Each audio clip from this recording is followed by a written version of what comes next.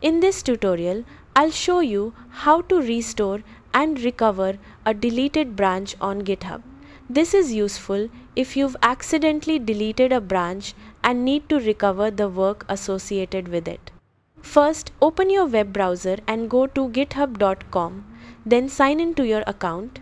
From your dashboard, open the repository where the branch was deleted. Once you're inside the repository, look for the activity section to view recent repository actions. Find the activity showing that the branch was deleted. Next, click the three-dot menu next to the deleted branch.